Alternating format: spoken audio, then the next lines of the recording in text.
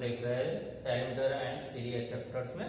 यहाँ पे बोर्ड में मैंने एक क्वेश्चन लिखा हुआ है, a rectangular park is 80 metre long and 70 metre wide. A park 5 metre is constructed inside the park, then find the cost of levelling the road at ₹15 per metre square. अब यहाँ पे सबसे पहले तो मुझे दिया हुआ है रेक्टेंगुलर पार्क। अब ये जो रेक्टेंगुलर पार्क है उसका लेंथ है 80 मीटर एंड ब्रीथ है उसका 70 मीटर। तो सबसे पहले मैं यहाँ पे ड्रॉ करता हूं एक रेक्टेंगल,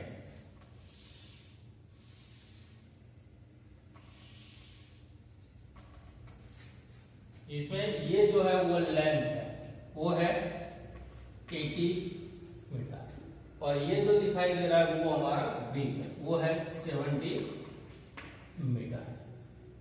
अब उसमें क्या बोला गया है, अब 5 मीटर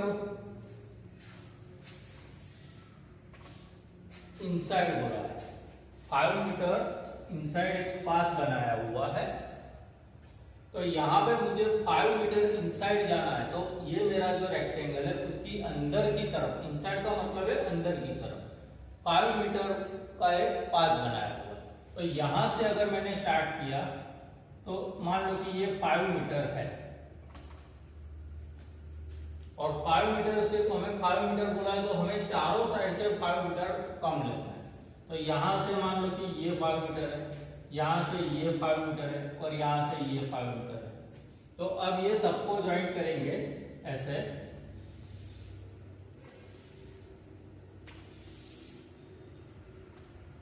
तो ये एक और रेक्टेंगल हो जाएगा। अब यहां से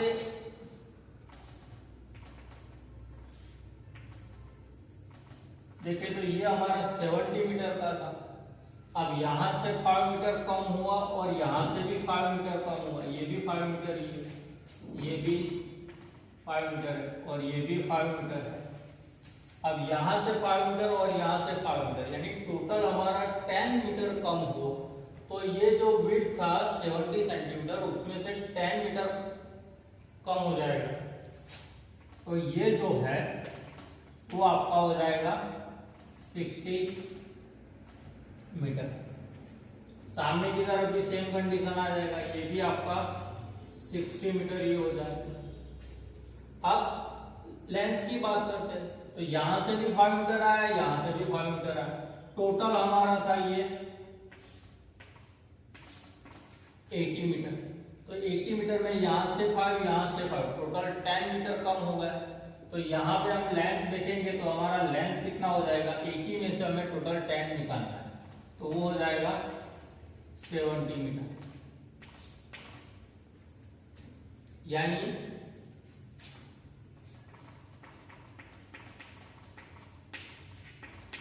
मैं यहां पे रेक्टेंगल 1 लिखता हूं। अब रेक्टेंगल 1 में आप देखोगे तो लेंथ है मेरा 80 मीटर एंड ब्रीथ है मेरा 70 मीटर। और इनसाइड वाला जो रेक्टेंगल है उसे मैं रेक्टेंगल 2 बोल रहा हूं।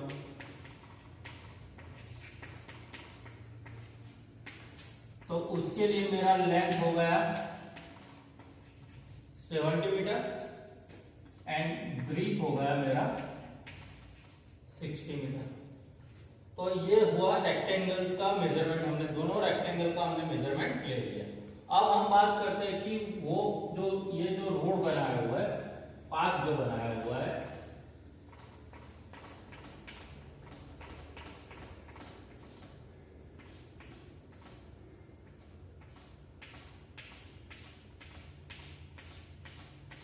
ये जो पाथ है उसे हमें लेवलिंग करना है। तो उसका कॉस्ट हमें ढूंढना है 15 रुपीज पर मीटर स्क्वायर के हिसाब से। तो सबसे पहले हमें यहाँ पे ढूंढना क्या है, तो एरिया ऑफ रेक्टेंगल 1 ढूंढ लेते हैं।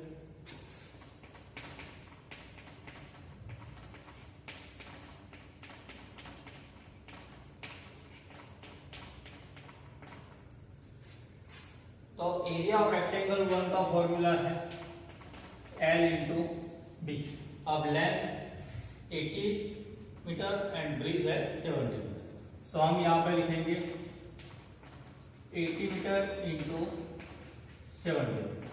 अब 8 इंटू 7, 8 7 जा 56 और पीछे 2 जीरो लगेंगे, इतने मीटर स्क्वायर हो गया। उसके बाद हम ढूंढेंगे इनसाइड रेक्टेंगल का एरिया, यानी एरिया ऑफ रेक्टेंगल 2।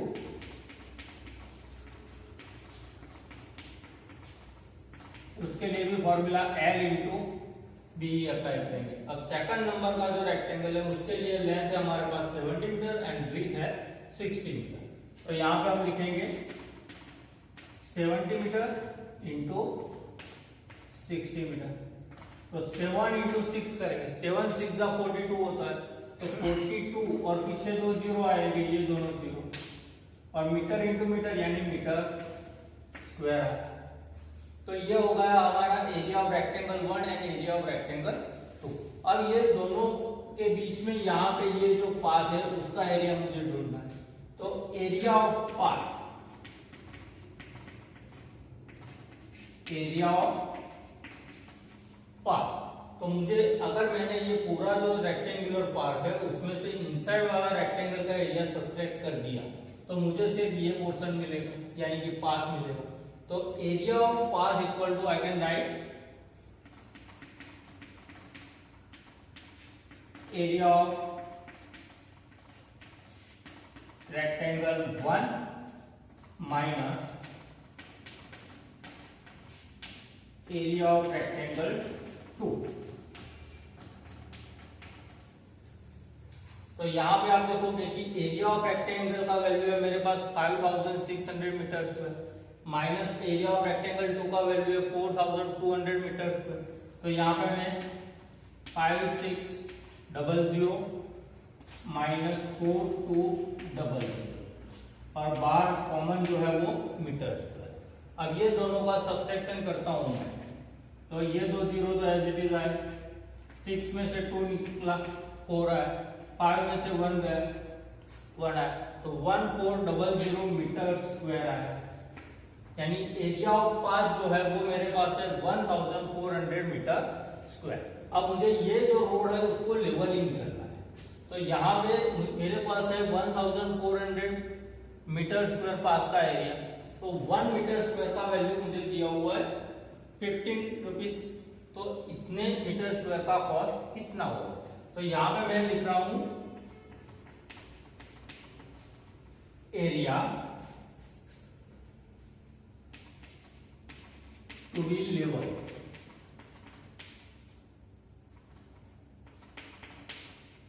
और सामने लिखा हूं कॉस्ट ऑफ लेवलिंग। अब एरिया जो है वो मुझे दिया हुआ है मीटर स्क्वायर में, और कॉस्ट जो दिया हुआ है वो मुझे रुपीस में दिया हुआ है। तो यहाँ पे आप देखो कि 1 मीटर स्क्वायर का कॉस्ट है 15 रुपीज। तो मैं यहाँ पे 1 लिख रहा हूं और यहाँ पे लिख रहा हूं 15। अब मेरे पास टोटल एरिया है 1400, तो मैं यहाँ पे देयरफॉर 1400 मीटर स्क्वायर का कॉस्ट कितना होगा। तो यहाँ पे मैं अब ऐसा लिख सकता हूं,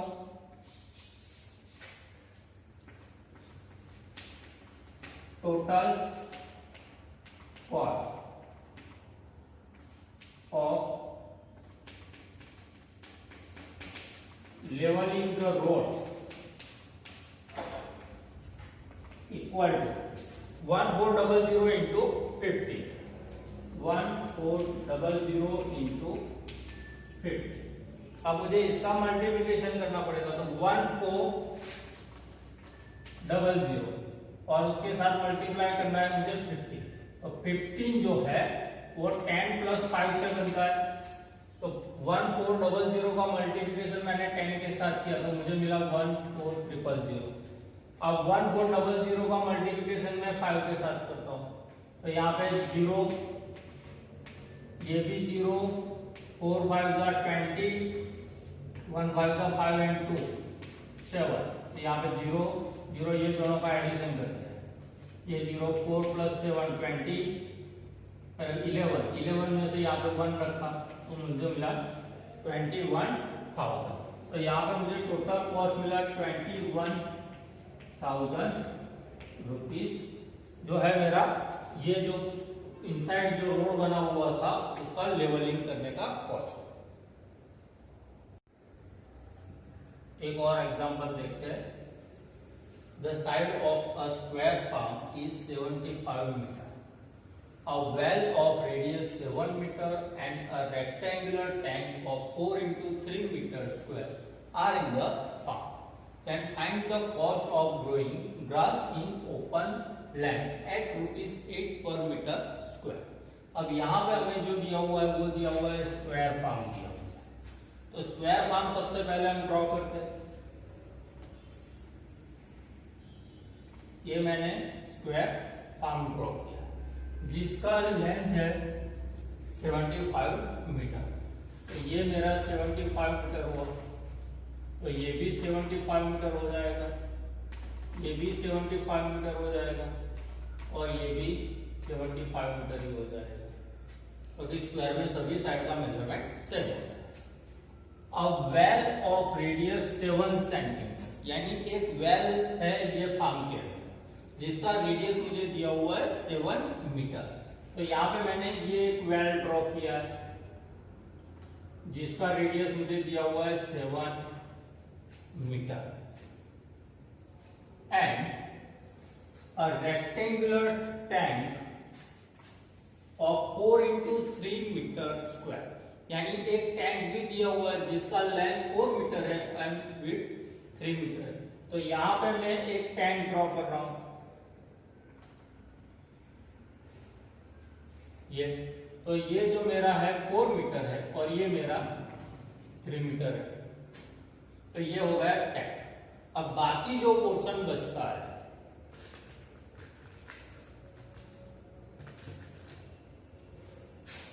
वो ये है,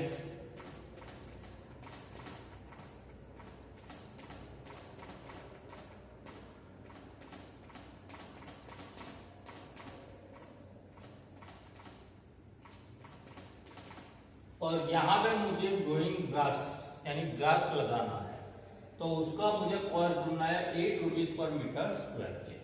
तो यहाँ पे सबसे पहले मुझे क्या फाइंड करना है, तो मेरे पास यहाँ पे टोटल 3 शेप्स, एक स्क्वायर है, दूसरा सर्कल है और तीसरा रेक्टेंगल है। तो मैं सबसे पहले यहाँ पे लिखता हूं स्क्वायर फार्म।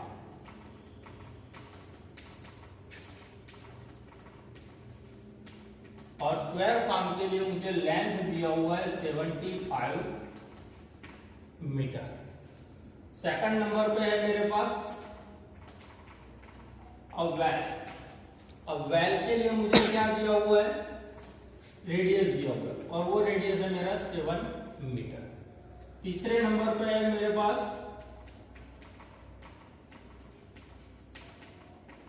Rectangular tank. अब रेक्टेंगुलर टैंक के लिए मुझे दिया हुआ है, लेंथ दिया हुआ है वो 4 मीटर है एंड ब्रीथ है वो मेरा 3 मीटर है। तो अगर मैंने ये तीनों का एरिया 1/1 ढूंढना है मुझे, ये तीनों का मुझे एरिया ढूंढना है, तो मैं सबसे पहले यहाँ पे एरिया ऑफ स्क्वायर फार्म वो ढूंढता हूं और उसके लिए फॉर्मूला है साइड स्क्वायर यानी लेंथ का स्क्वायर, और लेंथ है मेरा 75 मीटर। तो यहाँ पे मैं लिखूंगा 75 का स्क्वायर। अब 75 का स्क्वायर है तो हमें 75 into 75 करना है, तो 75 into 75 करेंगे, यहाँ पे तो थोड़ा लॉन्ग प्रोसेस हो जाएगा। मैं यहाँ पे आपको एक शॉर्ट मेथड रिप्रेजेंट करने जा रहा हूँ। यहाँ पे यूनिट डिजिट है 5 का स्क्वायर कर दो, वो हो जाएगा 25। अब 10 प्लेस पे जो डिजिट है वो लेते हैं, वो है 7, और 7 के बाद का जो कॉन्स्टिट्यूटिव नंबर है वो लेना है। 7 के बाद का कॉन्स्टिट्यूटिव नंबर है 8, तो 7 and 8 का मल्टीप्लीकेशन वो हमें मिलेगा 56। तो 5625 मीटर स्क्वायर हो जाएगा। अब दूसरी बात है वेल। अब वेल जो है वो सर्कल के शेप में, तो मुझे यहाँ पे एरिया ऑफ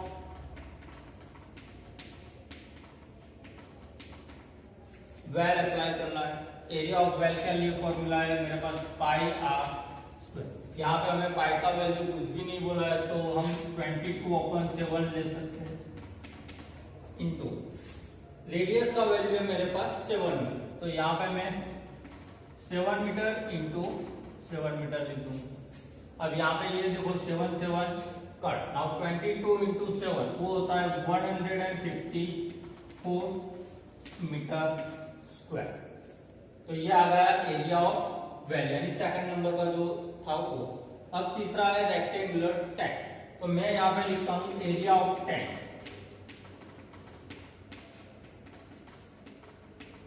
और उसके लिए फॉर्मूला है L इंटू बी। तो यहाँ पे मुझे लिखना है 4 इंटू 3। अब 4 इंटू 3 लिखूंगा तो मुझे आंसर मिलेगा 12 मीटर स्क्वायर। तो एरिया ऑफ टैंक आया 12 मीटर स्क्वायर। अब यहाँ पे आप देखो कि ये जो है वो स्क्वायर फॉर्म है।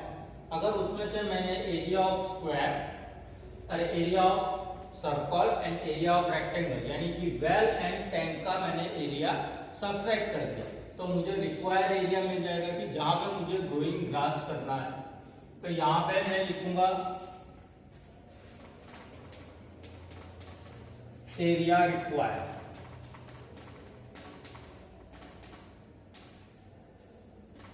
Equal area of farm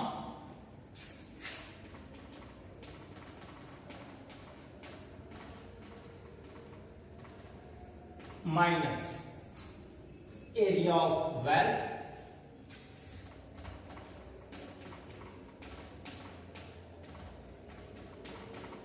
minus area of rectangular tank. तो मैं यहां पे लिखा हूं एरिया ऑफ टैंक।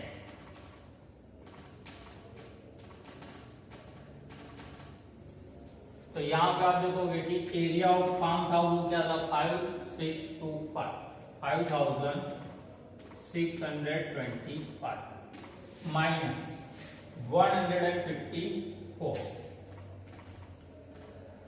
माइनस 12 और बाहर हम रखेंगे मीटर स्क्वायर। अब ये सबका सब्ट्रैक्शन करना है, और वो सब्ट्रैक्शन में यहाँ पे साइड पे यहाँ पे बीच में करके बता रहा हूं आपको कि 5625। अगर वो नहीं करना है तो अब यहाँ पे देखो ये दोनों पॉजिटिव है, अरे नेगेटिव है, तो ये दोनों का एडिशन कर लो। तो यहाँ पे मैं एक स्टेप बढ़ा रहा हूँ 5625 माइनस 2 and 4 6 5 and 1 6 and 1 तो 166। तो 5625 में से मुझे 166 सब्ट्रैक्ट करना है। तो मैं यहाँ पे फिर माइनस 166 कर दूंगा।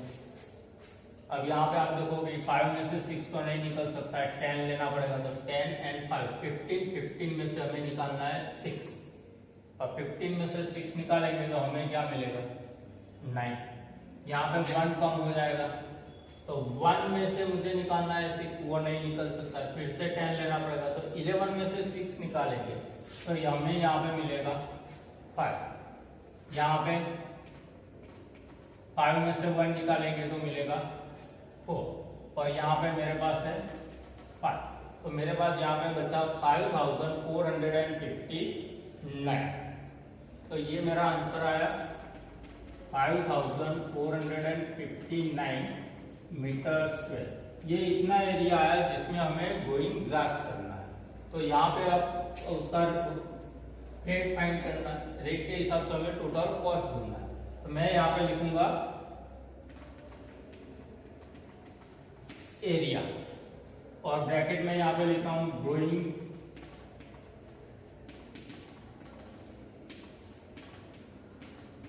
ग्रास, और सामने की तरफ लिख रहा हूं मैं कॉस्ट। अब एरिया जो है ग्रोइंग ग्रास का वो मुझे दिया हुआ है मीटर स्क्वायर में, और कॉस्ट जो दिया हुआ है वो मुझे रुपीस में दिया हुआ है।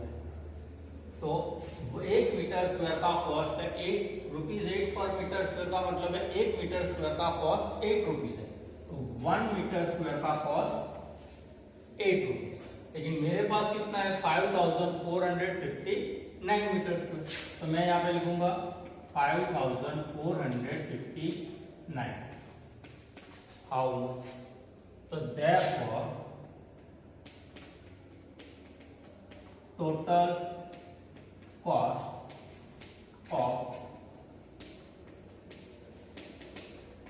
growing grass equal to 5459 into 8। ये दोनों का मल्टीप्लिकेशन। अब ये दोनों का मल्टीप्लिकेशन करना है तो देखो 9 into 8,